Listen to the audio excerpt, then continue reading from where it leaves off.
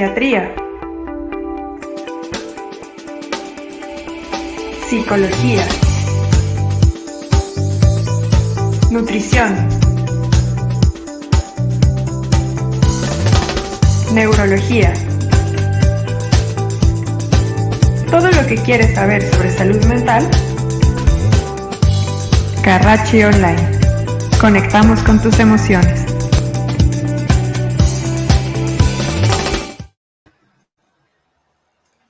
Hola, muy buenas tardes. Nos da mucho gusto tenerlos de vuelta en Carracci Online, conectando con tus emociones. Estamos muy contentos de darles la bienvenida al webinar del día de hoy, entre la turbulencia y la inestabilidad, el trastorno límite de la personalidad. El día de hoy tenemos el gran honor de tener a la doctora Marcela Irene Biagini Alarcón.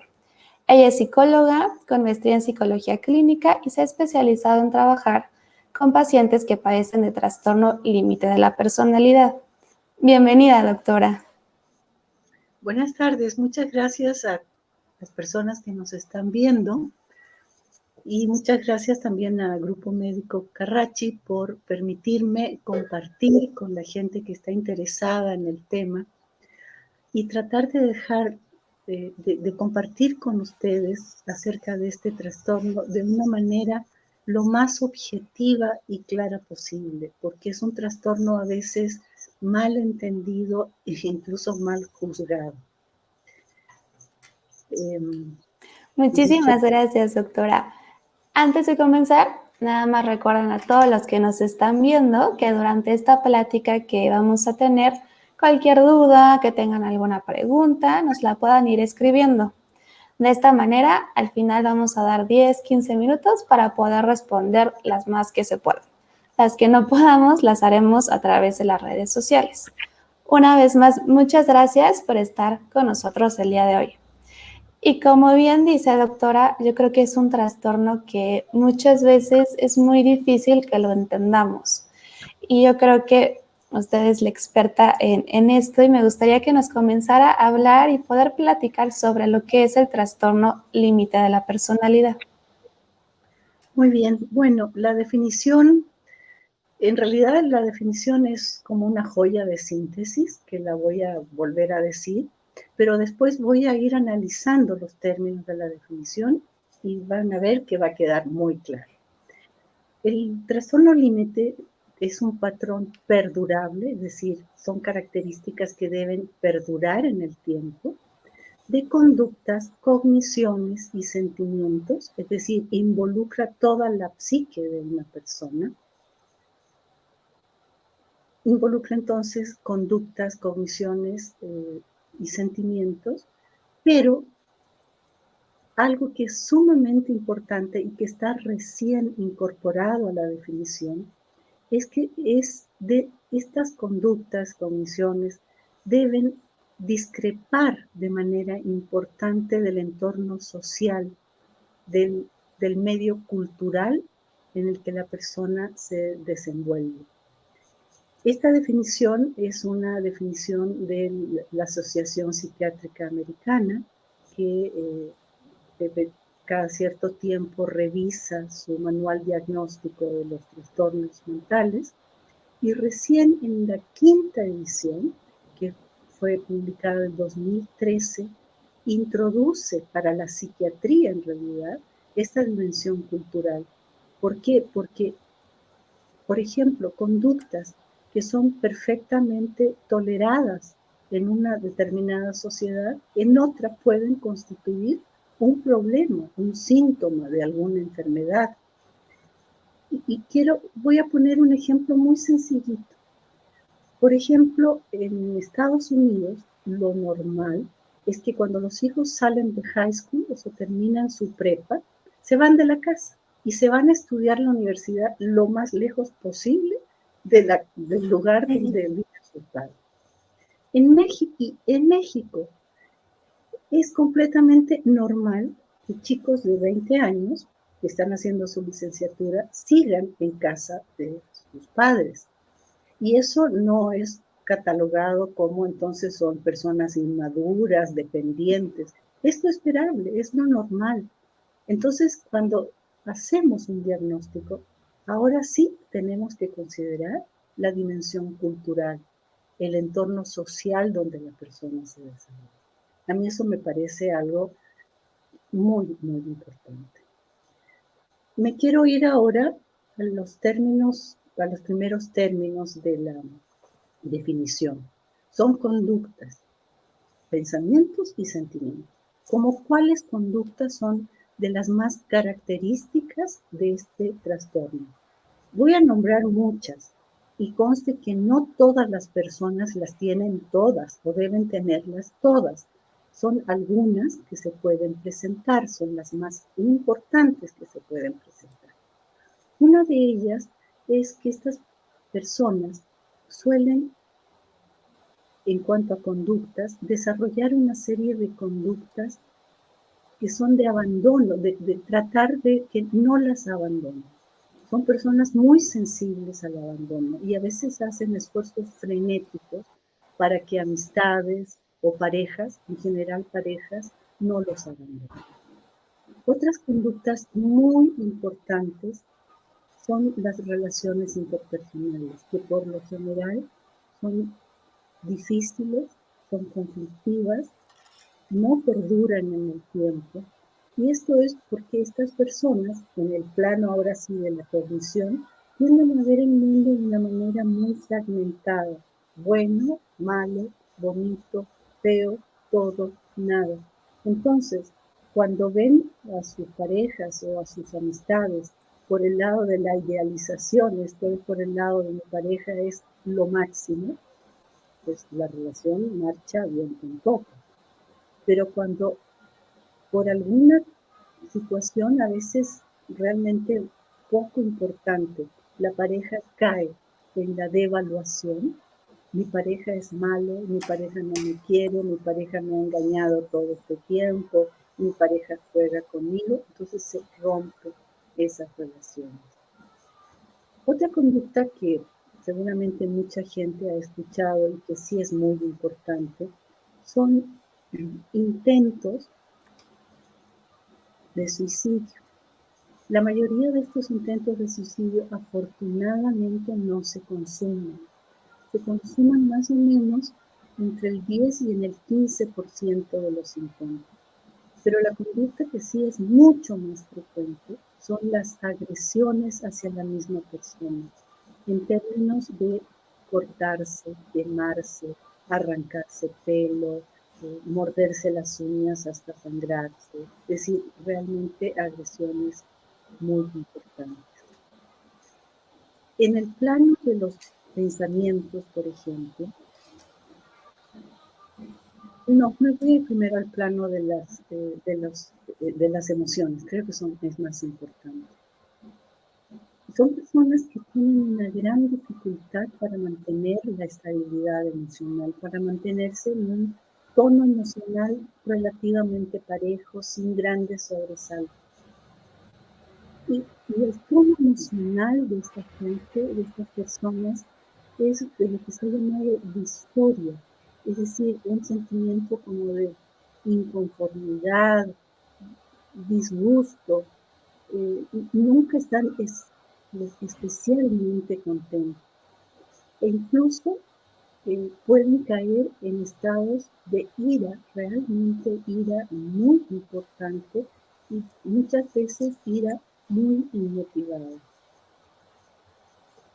Para mi manera de ver, y eso soy yo, algo que yo creo por mi experiencia clínica, que es el rasgo estrella, el rasgo más característico, es una inestabilidad en la identidad personal. Esto se ha llamado de una manera más técnica difusión de identidad. Estas personas no tienen una identidad clara, del todo formada, del todo constituida. ¿Quién soy yo? ¿Para qué soy buena? ¿Qué me gusta? ¿Qué quisiera estudiar? ¿Soy fea? ¿Soy bonita? ¿Soy inteligente? ¿Soy tonta? ¿Me quieren? ¿No me quieren? No hay un concepto claro de sí mismo y entonces es por eso que dependen tanto de los otros. Y por eso es de estos esfuerzos porque no los abandonen, porque La identidad muchas veces se constituye en la mirada del otro. Si el otro me está mirando con entusiasmo, con admiración, con agrado, me siento muy bien. Pero si yo interpreto la mirada del otro como una mirada de rechazo, de disgusto, entonces siento que soy una persona que no vale la pena y voy fluctuando, no tengo una identidad demasiado estable. No sé si ahí ya más o menos voy mostrando qué es el trastorno. Claro que sí, doctora, muchas gracias. Y yo creo que ahorita nos ha comentado síntomas y características muy importantes y que son muy principales en este trastorno. Al final de cuentas, un poquito a lo que la doctora, ¿no? La cognición, recuerden que es el pensamiento. Entonces, estas personas tienen muchas dificultades en su forma de pensar. A veces se tienden a ir a los dos extremos, como nos comentaba. A lo mejor ahorita te odio, pero al ratito te amo y al rato otra vez te odio, ¿no? Es un poco lo que nos estaba comentando y viene esta dificultad para poder regular pues las emociones, la dificultad para relacionarme con otra persona, porque entonces me viene este miedo de ¿y si me abandona? ¿Y si no soy lo suficiente? Y la dificultad para lidiar con las situaciones estresantes.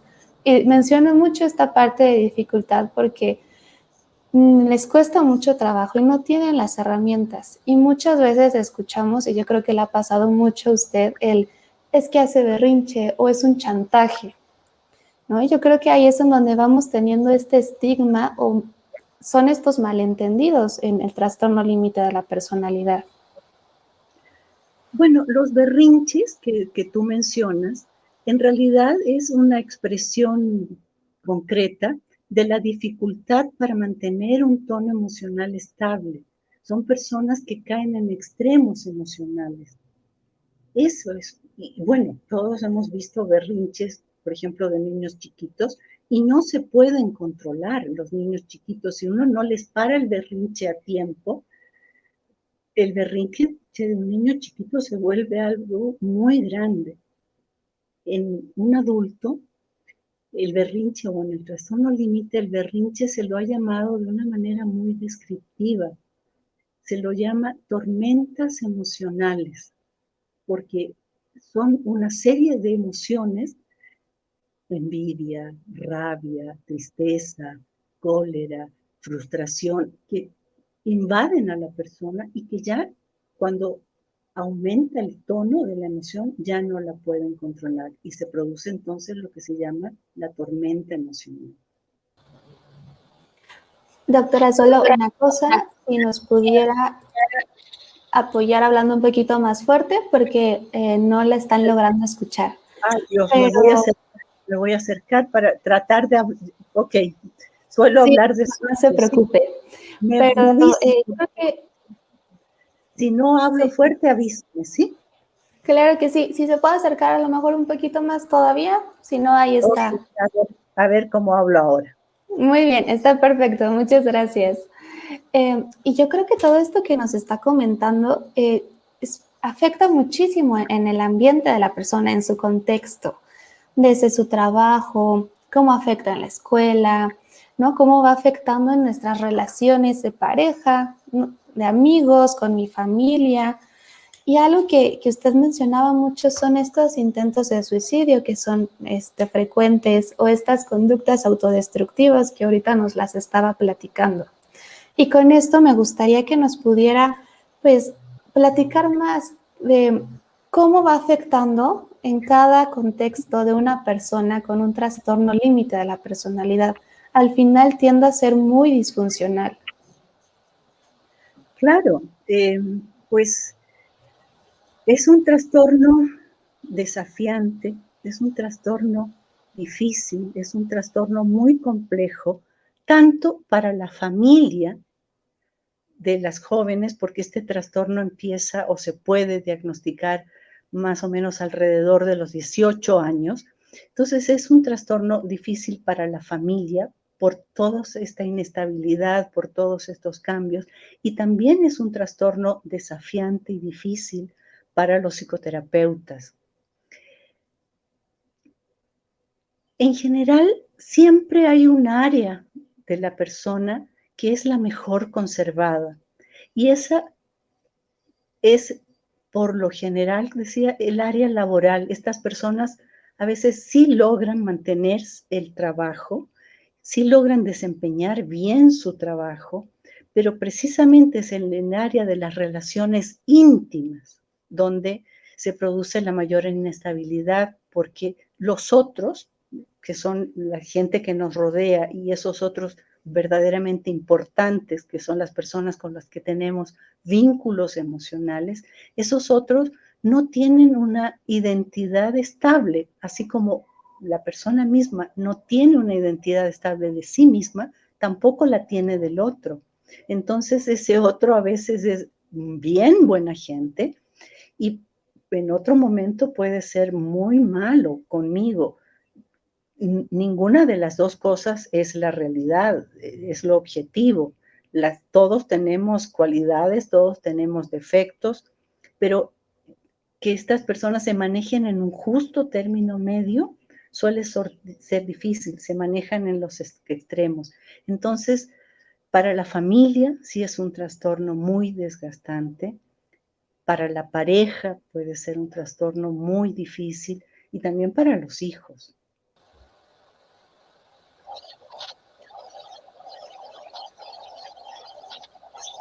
Claro, al final de cuentas, el ambiente en donde se encuentra la persona se empieza a ver afectado y como usted dice, en las relaciones. Y ahorita algo que también pasa y hemos hablado en muchos de nuestros webinars, no nada más llegamos a presentar un trastorno mental o una enfermedad física. Al final de cuentas puedo presentar ansiedad y depresión, ¿no? O diabetes y ansiedad. Y me gustaría que nos pudiera platicar cuáles son los padecimientos que generalmente se presentan a la par de este trastorno. Bueno, precisamente ese es otro problema, porque incluso se ha hablado de un clúster, o sea, un grupo grande de diagnósticos que se presentan juntos y es un desafío para el terapeuta o para el psiquiatra que está atendiendo a esa persona decidir cuál es el diagnóstico principal. Cuando hay un diagnóstico, un trastorno de personalidad, ese debe ser nuestro diagnóstico principal. A eso deben enfocarse los principales esfuerzos. Pero este trastorno muchas veces se ve acompañado, por ejemplo, de trastorno depresivo mayor o de trastorno de ansiedad, es muy frecuente, o incluso algo que pareciera que no tiene nada que ver, trastornos por déficit de atención, incluso puede estar acompañado de un trastorno bipolar. Entonces, sí, son diagnósticos comórbidos que complican eh, el desarrollo de la enfermedad. Por supuesto, y por ejemplo, en este caso, ¿cómo podemos saber o qué herramientas podemos darle tanto a la familia o tanto a la pareja para comenzar a trabajar, ¿no? con un paciente que tiene un trastorno límite de la personalidad? Yo sé que ahorita nos va a comentar un poquito del tratamiento, pero me gustaría que nos pudiera decir cómo la familia y cómo la pareja nos puede ayudar para trabajar con ellos. Bueno, hay de maneras distintas que se me ocurren. Son pacientes que suelen abandonar los tratamientos, tanto los tratamientos farmacológicos como los tratamientos terapéuticos. Entonces, una de las maneras que la familia nos puede ayudar es insistiendo o acompañando para que la persona no deje su tratamiento. Yo creo que eso es una de las maneras más positivas en que la familia, ya sean padres, hermanos o la pareja, nos pueden apoyar.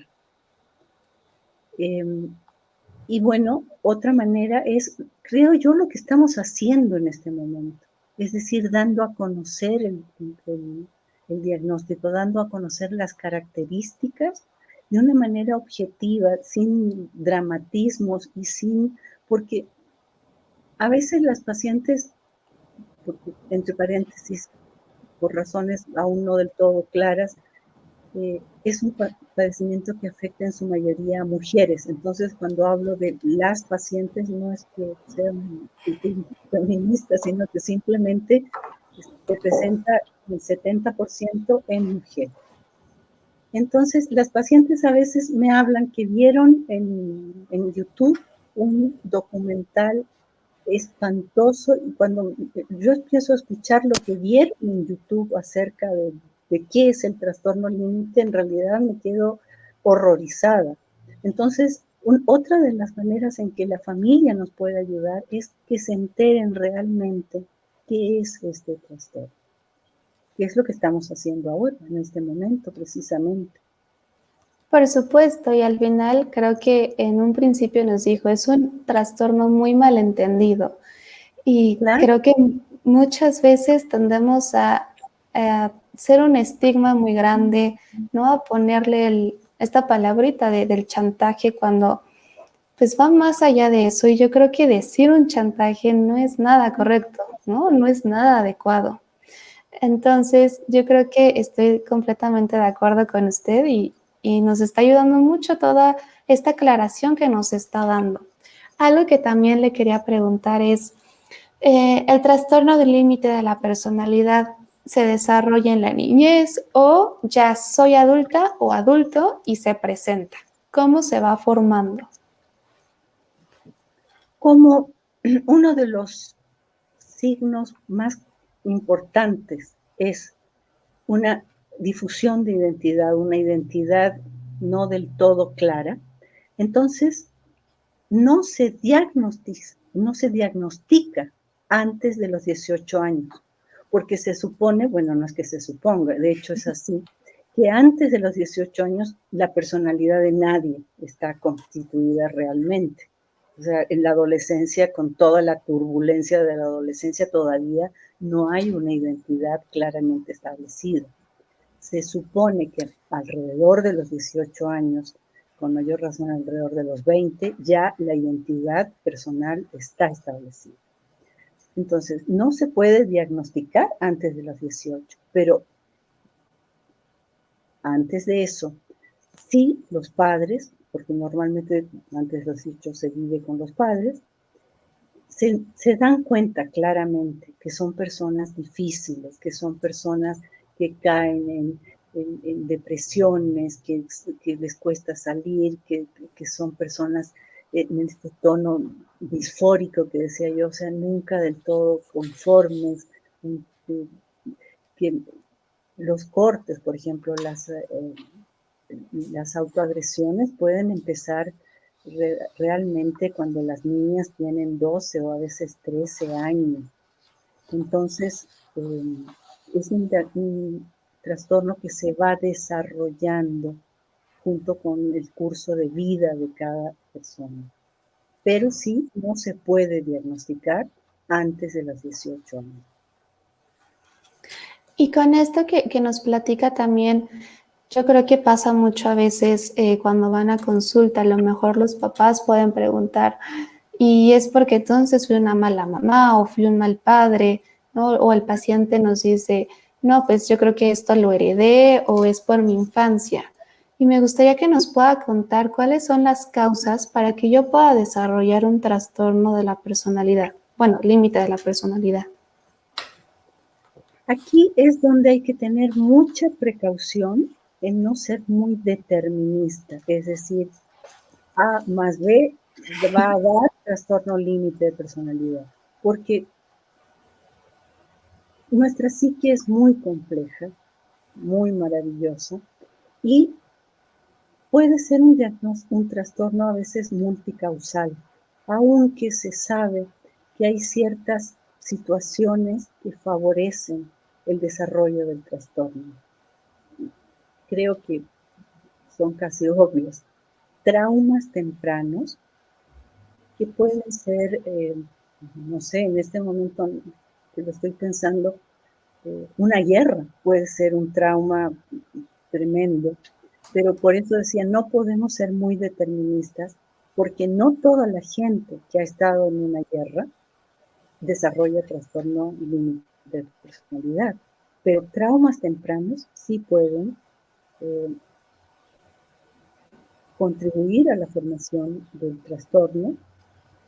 La relación con los padres, no quisiera yo estigmatizar a los padres, sobre todo si no tenemos tanto tiempo, pero a veces situaciones de negligencia que a veces puede ser involuntaria, también contribuye a la formación del trastorno. Enfermedades físicas severas en la infancia, que es otra manera de trauma, también pueden ser la causa de este trastorno. Pero aquí sí insisto, no se puede ser determinista y tampoco se puede estigmatizar a los padres, aunque sí podemos dar indicaciones a los padres para prevenir, y eso sí es importante. Que creo que ahí va nuestra siguiente pregunta, ¿no? ¿Qué sería lo que podemos decirle a un padre de familia? O a lo mejor también estas señales que desde niños o adolescentes pueden ir presentando y que sean estos focos rojos de, yo creo que es necesario atención, ¿no? Es necesario a lo mejor acudir a una terapia. Bueno, la prevención es en la infancia. Definitivamente la prevención es en la infancia. Y no necesitamos ser expertos, no necesitamos ser técnicos. Hay algunas cosas que quisiera yo recomendarles a los papás que tienen niños chiquitos, y es que traten de desarrollar en sus hijos lo que se ha llamado un apego seguro. ¿Qué es un apego seguro? Es una relación de confianza emocional de, de los padres, que normalmente los padres son los cuidadores primarios, con sus hijos. Por ejemplo, ¿qué es confianza emocional?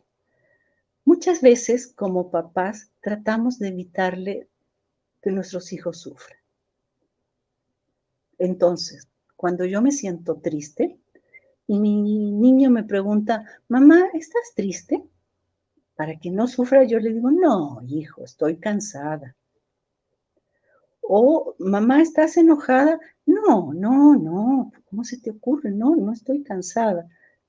Muchas veces lo hacemos para evitarle sufrimientos a los niños.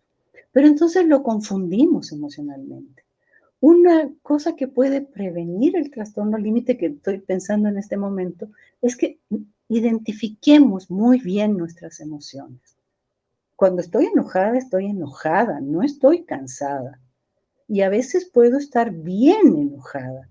Y eso no se le debe ocultar a los niños, porque entonces los niños van entendiendo qué son esas emociones en ellos mismos, porque la van identificando también los padres. Pero otra cosa bien importante, aprenden a leer adecuadamente al otro, porque les decía hace un rato atrás que muchas veces miramos a los ojos al otro e interpretamos mal. Interpretamos una mirada que puede ser, ahora sí, de cansancio, como de rechazo. Pero si fueron nuestros padres tan abiertos y cercanos como para decirnos, sí, estoy enojada, pero no contigo, o sí contigo, o estoy un poco celosa, hay muchas emociones negativas, pero pues son parte de la vida.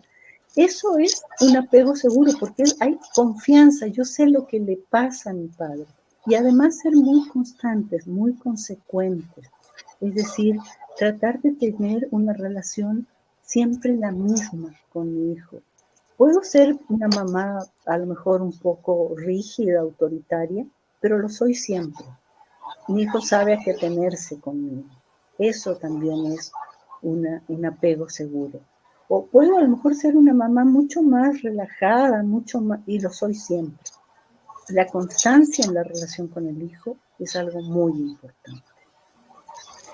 Claro, sobre todo también la parte de la regulación de las emociones es una característica principal en este trastorno y con lo que usted nos está comentando es una forma en donde podemos ir identificando la emoción, leyendo el lenguaje del otro y quitar es bueno estar triste o es malo estar triste, ¿no? O es bueno estar feliz, pero es malo estar enojado. Quitarlo por completo y hacer válida esa emoción. Y me gustaría que ahorita también nos pudiera comentar un poco sobre el tratamiento. ¿Cuál es el tratamiento o los tratamientos que una persona con este trastorno pues necesita tomar? Te voy a interrumpir brevemente porque me están avisando de muchos lados que sigo, parece, hablando muy bajo o ya se me escucha bien. Yo le escucho muy bien, pero Bueno, si quiere puede subir su tono de voy a voz sin ningún intentarlo, problema. porque yo siento que estoy gritando. Bueno, No se si preocupe. sientes que estoy hablando despacio, me vuelves a decir. En los trastornos de personalidad, pero por supuesto también en el trastorno límite de personalidad, el trastorno primario es la psicoterapia. En otros trastornos psiquiátricos se dice que, y afortunadamente, hay fármacos muy específicos para cada trastorno. Y la psicoterapia se usa como acompañante a veces del trastorno, del fármaco que se está administrando. Para el trastorno límite no hay fármacos. Sí se utilizan fármacos para ayudar en algunos síntomas específicos, como por ejemplo puede ser para ayudar con el déficit de atención, para ayudar con los síntomas de depresión, para ayudar con los síntomas de ansiedad, pero retirando esos síntomas que pudieran sí ser retirados con fármacos, persiste el trastorno límite de personalidad y entonces necesariamente tiene esa persona que recibir psicoterapia. Aquí yo quisiera decir que la psicoterapia se aplican técnicas muy específicas y deben ser aplicadas por personal muy entrenado. Fundamentalmente, que yo conozca, hay tres grandes líneas teóricas que derivan en técnicas psicoterapéuticas que yo me atrevo a mencionar porque son las tres, son técnicas manualizadas, es decir, manualizadas y estandarizadas, es decir, hay un manual que el terapeuta debe estudiar, debe formarse para desarrollar esa técnica y hay un manual que se sigue. Por eso es estandarizado y además su eficacia se ha probado. Se hacen hasta la fecha muchos ensayos clínicos para determinar la eficacia de las técnicas psicoterapéuticas. Estas tres técnicas son una, sigue la corriente conductista, la corriente conductual, y es la terapia dialéctico-conductual desarrollada por una autora que se llama Marsha Linehan. La segunda técnica se basa fundamentalmente en desarrollar la capacidad reflexiva de las personas. La capacidad reflexiva de las personas es esa capacidad que todos tenemos en mayor o menor grado y que a veces falla en el trastorno límite, en pensar sobre nuestros pensamientos, en analizar nuestros propios pensamientos, es decir, es como un metapensamiento, que todos lo tenemos cuando decimos una cosa muy sencilla, ay no, pero lo que estoy diciendo o lo que estoy hablando o lo que estoy pensando, no es correcto. Y trato de ir modificando. Y la tercera técnica que se deriva de una corriente teórica muy importante se llama psicoterapia focalizada en la transferencia, que es la técnica que yo empleo, en la que me he junto a un grupo de psicólogos y psiquiatras mexicanos, nos hemos entrenado por muchos años. Es una terapia que se basa en trabajar en esto que es la transferencia. Transferencia, dicho en términos muy sencillos, es reactualizar en el tiempo presente y con mi terapeuta situaciones interpersonales de mi pasado. Y entonces estas situaciones, esta manera en que yo pienso del otro, me relaciono con el otro y siento del otro, que ya no está, fue del pasado, yo lo revivo con mi terapeuta. Es dicho en términos, y en eso, fundamentalmente con eso se trabaja en la psicoterapia. Muchas gracias. Digo, yo más adelante podemos dar igual su número para que quien quiera poder tomar una terapia con usted, pues va a ser mucho más profundo. Ahorita vamos a pasar a las preguntas. La primera es, Adela nos pregunta, ¿este trastorno se puede detectar a cualquier edad? Lo mismo si puede haber tratamiento. Bueno, yo decía, Adela, que los padres empiezan desde temprana edad a pensar que su hijita o a veces su hijito, es con menor frecuencia, pero también hay hombres que lo padecen, son niños difíciles. Y llegan a la adolescencia y todavía son más difíciles y empiezan a presentar cosas que ya no me gustan tanto, como por ejemplo, que no lo había yo mencionado, trastornos de la conducta alimentaria. Se preocupan en exceso por su peso, andan preguntando, sí, ¿verdad que me veo bien? Pero voy a comer menos porque me veo muy flaca, cuando la mamá ve que la niña pues está en un peso adecuado. Son niños difíciles, son niños que caen en esta dificultad para controlar sus propios estados emocionales. En general, sí, los padres algo sienten que les pasa a sus hijos. Padres que se dediquen bueno, que tengan esa capacidad también de observar a sus hijos, ¿no? Y preguntaba Adela si puede haber tratamiento. Yo estoy convencida de que sí puede haber tratamiento, porque eso es lo que yo he estado tratando de hacer desde hace mucho tiempo y de verdad, junto a un grupo de psiquiatras, psicólogos, lo hemos estudiado muy a fondo. Nuestra siguiente pregunta es, Emily, tengo entendido que una persona ya nace con los trastornos de personalidad. ¿A qué edad se puede diagnosticar que es un trastorno y no una adaptación de la personalidad en la adolescencia? No, no se nace con un trastorno límite de personalidad. Definitivamente no. No. Es un trastorno que se va desarrollando en el curso de la vida de la persona y que diversas circunstancias de vida lo van generando. Eso que quede muy claro. No. Nadie nace con ningún problema de salud mental. No. Los problemas de salud mental, llámese trastorno de límite de personalidad o cualquier otro trastorno, no se nace, se van desarrollando y va a depender del ambiente social, del ambiente cultural, de muchas cosas, si se desarrolle o no. Diana nos pregunta, ¿cómo se diagnostica este trastorno? Bueno, hay distintos medios de diagnóstico. Fundamentalmente es la entrevista clínica, cómo se diagnostica cualquier enfermedad, ¿no? Cuando uno va al médico te hacen una serie de preguntas para tratar de entender por qué te duele tanto el estómago. Aquí, bueno, no preguntamos por el dolor de estómago, pero sí preguntamos acerca de una serie de datos, acerca de afectos, acerca de bueno, entrevista clínica, para no extenderme mucho. Y hay varios instrumentos diagnósticos que se han desarrollado específicamente para diagnosticarlo.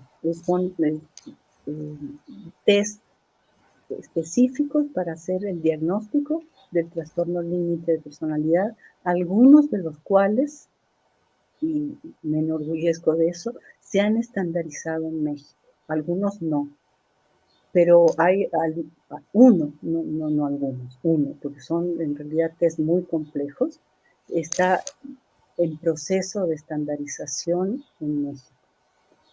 Y bueno, nosotros en esta psicoterapia focalizada en la transferencia tenemos una entrevista estructural, que así se llama, que también está muy pautada, muy manualizada para el diagnóstico. Ahora, Nat nos pregunta, ¿el abandono de los padres puede ser una causa? No, insisto, no quiero caer siendo determinista. A veces hablamos nosotros, cuando hablamos de trastornos, no tanto de padres, sino como de cuidadores primarios, porque a veces los padres no son los cuidadores primarios. A veces es una abuela o una tía, pero en general sí son los padres. Y sí, claro, si los padres han sido los cuidadores primarios, el abandono, por supuesto que puede ser una causa. Ahora, Jocelyn nos pregunta, ¿las autolesiones e intentos de suicidio lo hacen por inestabilidad emocional o por tratar de llamar la atención de las personas de las que se suele depender? Las dos cosas, diría yo. Porque a veces los padres piensan que estas niñas, insisto, hablo de niñas porque son las que más lo presentan, los padres creen que estas niñas son manipuladoras y las entienden mal. Que una manera de mostrar mi sufrimiento es lesionándome para que vean que sí me está pasando algo. Muchas veces también los padres les da miedo y entonces tratan de negar. No, es que es la adolescencia, se le va a pasar cuando ya se estabilice, cuando entre a la universidad, seguro que se le pasa y tratan de no ver lo que es fácilmente detectable. Y entonces por eso llaman la atención, para decir, mira, si de verdad que estoy sufriendo, no es que estoy manipulando, si de verdad estoy sufriendo. Pero también pueden ser conductas manipulatorias, sí, claro, todos manipulamos en esta vida, en mayor o menor medida. Jimé nos pregunta, ¿se puede tener un trastorno límite sin haber estado expuesto a traumas? ¿Puede ser propio de la estructura mental de la persona? Es que la estructura mental de la persona es lo que yo llamo la psique, y entonces es propio de la estructura mental de la persona que se va conformando en el curso del desarrollo de la persona. Estoy leyendo la pregunta, porque la estoy viendo aquí. Se puede tener un trastorno sin haber estado expuesto a traumas. Puede ser propio de la estructura mental. La estructura mental, que es la psique, está afectada por traumas, está afectada por enfermedades, es decir, es todas esas vicisitudes de la vida, todas nuestras relaciones interpersonales, todos nuestros afectos, todo el amor o el desamor que recibimos, todo el bagaje cultural que recibimos, todo el interés que mostraron en nosotros, lo que forma nuestra psique que está alojada en el cerebro necesariamente, es un órgano, una psique es maravilloso, pero su material es todo lo que hemos vivido de todo tipo a lo largo de nuestra vida. Sofía nos pregunta, ¿cuál es la diferencia entre el trastorno límite de la personalidad y la crisis psicótica? ¿Se puede tener ambos y que uno lleva al otro? Trastorno límite de personalidad y trastorno psicótico son dos enfermedades mentales completamente distintas. El uno no lleva al otro. Una crisis psicótica es fundamentalmente una pérdida del juicio de realidad. Es decir, yo evalúo mal la realidad. Pienso que hay gente, voy a poner un ejemplo muy extremo, ¿no? Pero hay gente que mandó la mafia rusa para que a mí me controlen, pues eso no está alojado en la realidad, ¿no? En general, en el trastorno límite no se producen crisis psicóticas, pero hay a veces pérdidas del juicio social. La gente no me quiere, yo sé que me desprecian, y es un juicio social erróneo, pero uno no lleva al otro, ni el límite a un trastorno psicótico, ni un trastorno psicótico lleva al trastorno límite. Muy rara vez, pero sí puede ser que pueden estar los dos presentes, porque son diagnósticos distintos. Yesenia nos pregunta, ¿el cerebro de una persona con este trastorno se ve afectado o es diferente? Esa es una línea muy, muy interesante de desarrollo de la neuropsicología, de la neurobiología, de la neuropsiquiatría. Todo mundo está tratando de entender el cerebro, si hay diferencias significativas en el cerebro de una persona que tiene trastorno límite de personalidad. Y sí, aunque no están del todo completamente determinadas, delimitadas, se sabe que en las estructuras más profundas del cerebro, es decir, no en nuestra corteza, que es lo que está en la parte más externa del cerebro, sino en las estructuras más internas, sí hay algunas diferencias con una persona que no lo posee. Carla pregunta, en la actualidad cada vez es más común este diagnóstico, ¿a qué se debe? Yo creo que su diagnóstico es cada vez más común porque cada vez lo conocemos más. Yo creo que siempre ha existido, pero se diagnosticaba mal. Y como ahora hay cada vez más gente entrenada, más psiquiatras, psicólogos entrenados y conocedores del trastorno límite, tienen mayor capacidad para hacer el diagnóstico.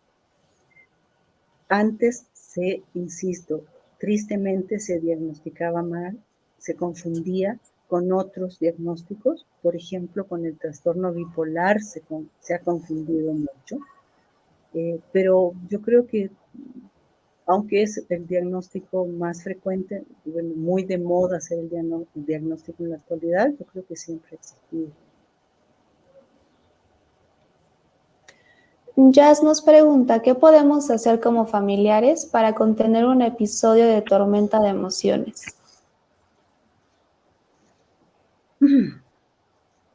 Tratar nosotros mismos de mantener la calma. El contacto físico ayuda mucho también, porque la contención física es muy primitiva, es muy básica, eso me refiero con primitiva, es muy básica. Si la persona lo permite, si la persona se deja, yo como familiar lo que podría hacer es el contacto físico, el abrazo, el apapacho y mantener la calma. Es decir, no escalar igual que está escalando esa situación afectiva la persona que está con la tormenta emocional. Andrea nos pregunta, buenas tardes, ¿el trastorno límite de personalidad tiene cura? Yo creo que sí. Aquí quiero decir que el tratamiento psicoterapéutico es a largo plazo. Nadie puede esperar que en algunas pocas sesiones esto se resuelva. Son tratamientos que duran 1 año, 2 años. O sea, sí realmente son tratamientos a largo plazo, pero si son bien llevados, es que la satisfacción de los terapeutas cuando vemos cómo mejoran nuestros pacientes es enorme, porque por eso estamos en esto que es tan difícil, porque es muy satisfactorio trabajar y ver cómo la persona va sanándose. Sí, eso es, sanándose. Jazz nos pregunta, ¿tiene un componente genético? ¿Se puede heredar? Hasta ahora no se ha sabido que no se hereda genéticamente, no se ha descubierto un gen del trastorno límite de personalidad, pero para nada. Sin embargo, vivir con un cuidador o una cuidadora primaria que tenga el trastorno límite puede ser un riesgo para que ese hijo también lo tiene. Un riesgo, no es decisivo, es un riesgo. Bueno, esta fue nuestra última pregunta. Y doctora, muchísimas gracias por su tiempo. De verdad ha sido un placer poder platicar con usted. No sé si nos quiera comentar como conclusión algo.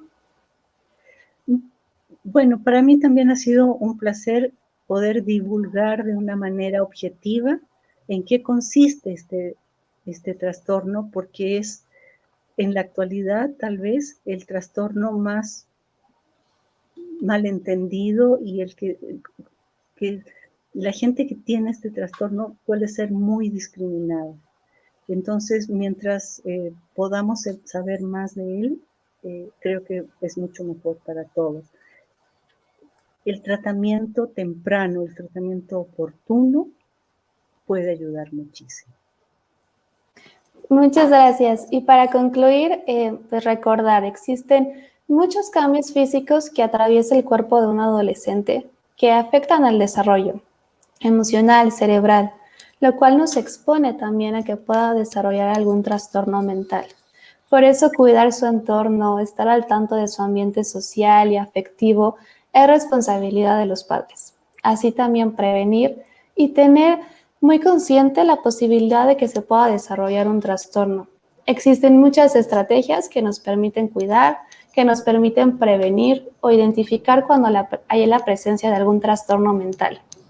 Muchísimas gracias a todos ustedes por estar con nosotros. La verdad es un gran placer que se puedan conectar a cada webinar. Recuerden que el webinar se queda grabado, va a estar en nuestra página y nuestro siguiente webinar es en 15 días, que es el 18 de marzo. Tengo un adolescente en casa, ¿cómo cuido su salud mental? Igual es un tema bastante interesante y espero que nos puedan acompañar.